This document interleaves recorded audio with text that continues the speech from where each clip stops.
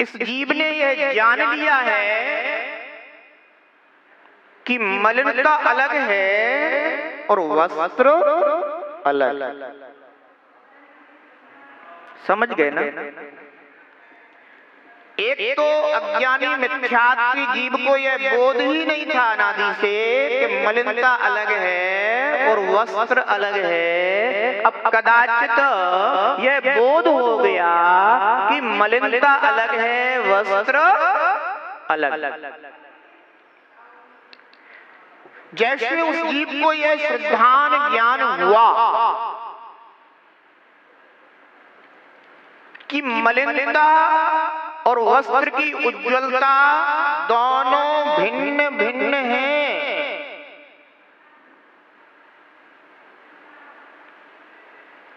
तो क्या इतने जानने या स्वीकारने या मानने मात्र से अब वस्त्र में उज्ज्वलता प्रकट हो जाएगी?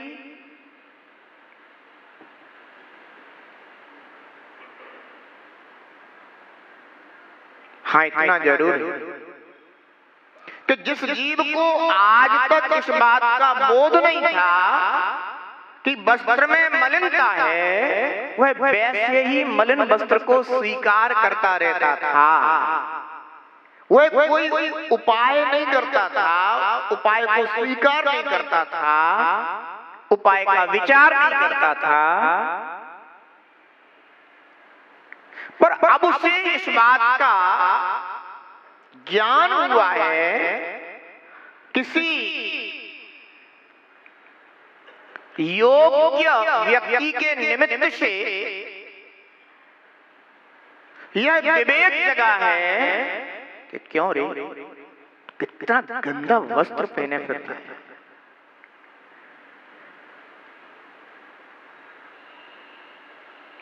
तो वो क्या सोचता है? वो क्या सोचता है? वस्त्र गंदा? वस्त्र तो ऐसा ही है। वह मलिनता को भी अपने वस्त्र का ही स्वरूप समझता है। तो कहते नहीं, ऐसी बात नहीं है। सुन, तेरा वस्त्र स्वभाव से अलग है और ये मलिनता अपने स्वभाव से अलग है। तो अच्छा, ऐसी बात है क्या? हाँ,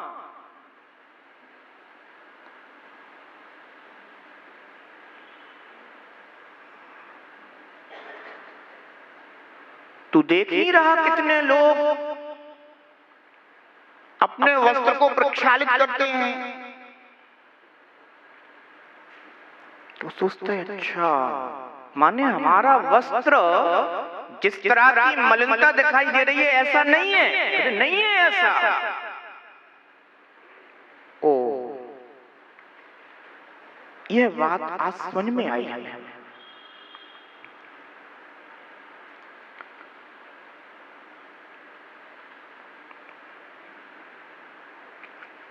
आचार्य भगवान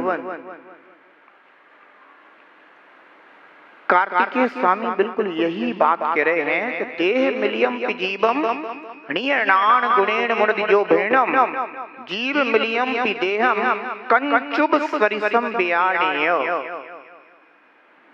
वो कहते हैं देह में रमे हुए भी जीव को अपने ज्ञान गुण से भिन्न जानता है। देह में रमे हुए जीव को कोई जीव इस देह से अभी पृथक नहीं हुआ और पृथक होगा भी नहीं। कहां तक जाएगा ये शरीर सहित आत्मा?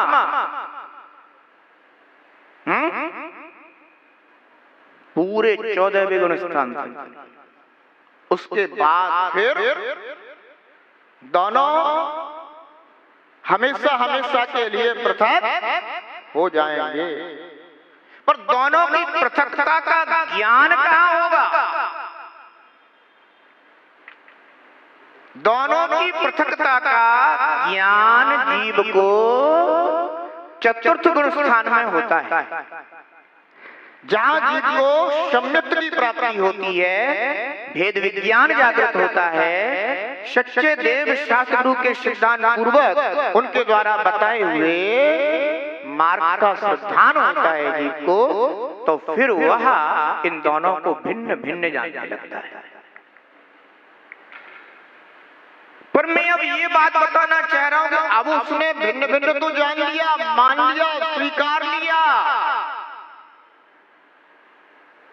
आचार्य भगवान कहते हैं, वह देह में रमे जीव को अपने ज्ञान गुण से भिन्न जानता है तथा जीव से मिले हुए भी शरीर को वस्त्र की तरह भिन्न जानता है। जैसे मैल अलग है और वस्त्र अलग है, ऐसे ही आत्मा अलग है और कर्म नो कर्म अलग है, द्रव्य कर्म भाव कर्म मल अलग है। ऐसा वह जीव श्रद्धान ज्ञान करता है, पर ऐसा करते हुए भी अभी कुछ भी अलग नहीं हुआ,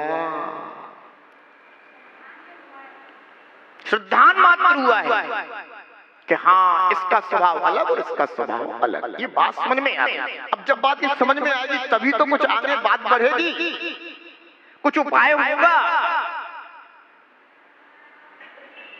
सोचता है कि हो ये जो जीव ऐसे धवल वस्त्र पहन करके, स्वच्छ वस्त्र पहन करके बैठे हुए हैं, और एक मैं देखो तो मैं जो ऐसा मलिन वस्त्र पहन करके बैठा हुआ हूं।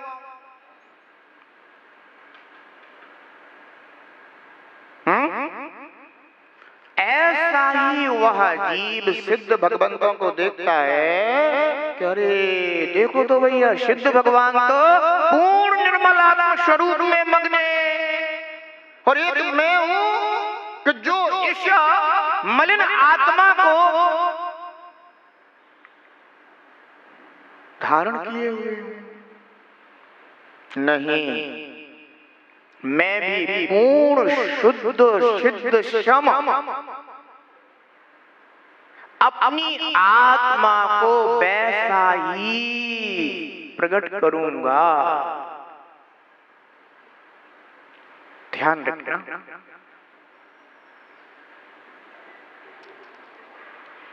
अब वह जीव जो वस्त्र की मलिनता को मलिनता और वस्त्र की शुद्धता को उज्ज्वलता को शुद्धता उज्ज्वलता स्वरूप से जान और मान रहा है, सोचता है अब कुछ उपाय करना चाहिए। अब जो उसे ज्ञान हुआ है, श्रद्धान हुआ है, वह तो उसके अंतरंग में है, और उसे ही अंतरंग में रख करके अब वह मलिनता को दूर करने का साधन खोजता है। क्या खोजता है? साधन खोजता है। वस्त्र को निर्मल करने के लिए लोक में कौन से साधन उपलब्ध हैं? जोर से बोलो। नहीं है पता क्या? आप लोग तो बस धोते होंगे ना? हैं? निर्मा, साबुन, सोडा, हैं?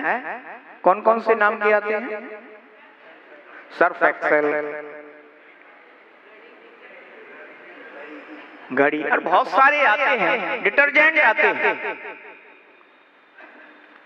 तो डिटर्जेंट का उपयोग करना पड़ेगा कि नहीं करना पड़ेगा?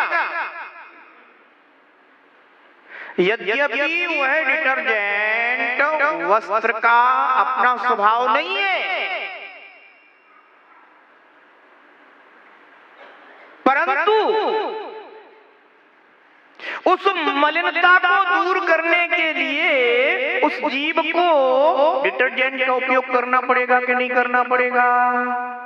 उदाहरण समझ में आ रहा कि नहीं आ रहा है? करना पड़ेगा। मैंने आत्मा को आत्मा के शुद्ध स्वभाव से निर्णय कर लिया है, जान लिया है। अब आत्म शुद्धि के लिए, मलिनता को दूर करने के लिए जो आत्मा रूपी वस्त्र को धोने वाला डिटर्जेंट सर्वज्ञ देव ने शास्त्रों में बताया है, हमें उस डिटर्जेंट का उपयोग करना पड़ेगा।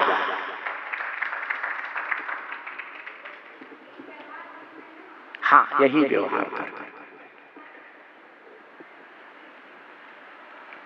ध्यान रखना, क्योंकि इस व्यवहार को प्राप्त किए बिना वह निश्चय अपने सफलता को प्राप्त नहीं हो सकता है।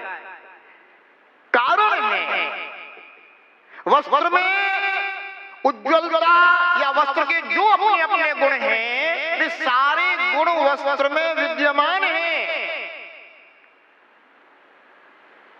पर मलिनता के कारण वह इस समय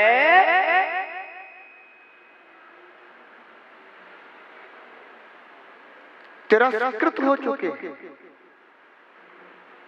अप्रगट है।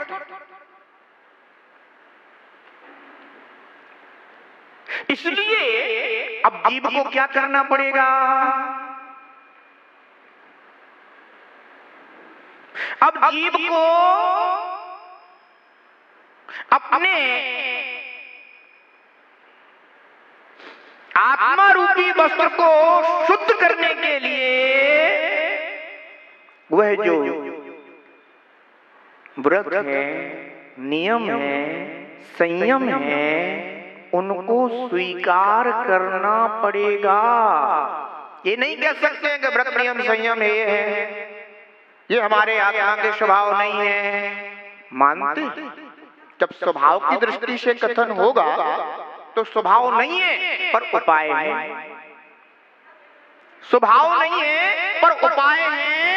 और स्वभाव ना रहते हुए भी स्वभाव को प्रकट करने के लिए उन उपायों का आलंबन जरूरी है।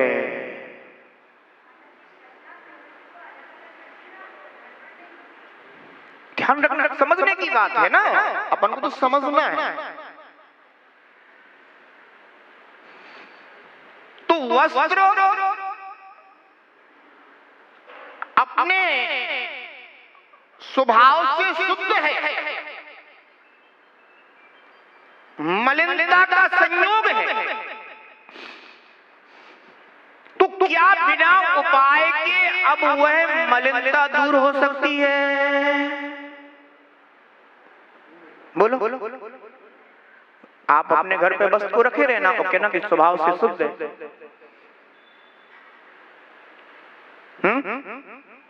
और व्रत नियम संयम है। और वो वस्त्र जब आपकी काल लब्धि आएगी तब आप शुद्धता को प्राप्त हो जाएंगे, ऐसा हो जाएगा क्या? ध्यान रखो, जिस क्षण वह व्रत नियम संयम आदि धारण किया जाएगा, उस साधन का उपयोग होगा, वही क्षण वही समय उस आत्मा की शुद्धि के लिए काल लब्धि बन जाएगा। मोक्ष मार्ग प्रकाशक में कहा, जो कार्य जिस समय होता है वही उसका काल लब्धि कहलाता है। तो जीव को अब अगर वस्त्र को शुद्ध करना है तो आपको वस्त्र शुद्धि का जो भी निमित्त है, जो भी कारण है, उस कारण को सबसे पहले समझना होगा, जानना होगा, मानना होगा और ग्रहण भी करना होगा और उपयोग भी करना होगा।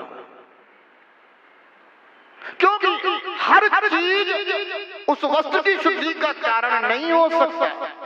इसलिए जिनेंद्र भगवान ने जो श्रावक के व्रत या निर्ग्रंथ मुनिराज के व्रत बताए हैं, वे ही आत्म शुद्धि के कारण हैं। उनके अलावा और दूसरे व्रत नियम आदि कारण नहीं है। लोक में बहुत सारे व्रत चलते हैं, लोक में बहुत सारे नियम कानून चलते हैं, पर वे नियम कानून हमारी आत्म शुद्धि में साधक नहीं है। जो जिनेंद्र भगवान ने व्रत नियम संयम का मार्ग बताया है, वो ही व्रत अनादि से चले आ रहे हैं। त्रिथेश के द्वारा वे ही व्रत धारण किए गए। उन्हीं व्रतों को गुरुधर परमेष्ठियों ने धारण किया, उन्हीं व्रतों को नरग्रंथ मुनिराजों ने धारण किया, और वे ही व्रत वर्तमान में धारण किए जा रहे हैं। वो वे ही व्रत भविष्य में भी भक्त जीवों के द्वारा धारण किए जाएंगे। अन्य दूसरे कोई भी निमित्त, कोई भी व्रत, कोई भी संयम, गुप्ती, समिति आदि जो भी प्रभु ने स्वरूप बताया है, वे ही साधन है। अन्य कोई दूसरे साधन ना थे, ना है, और ना कभी हो सकते हैं। ध्यान रखना, जितना उपादान के प्रति दृढ़ सिद्धांत चाहिए, उतना ही निमित्त के प्रति भी दृढ़ सिद्धांत चाहिए। समझ में आ गया ना? हाँ,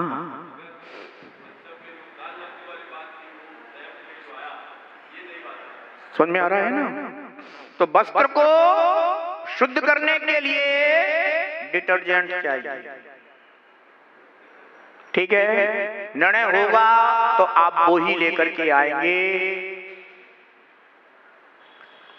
और कोई दूसरी वस्तु नहीं लाएंगे। अगर आपके हाथ, मान लीजिए कोई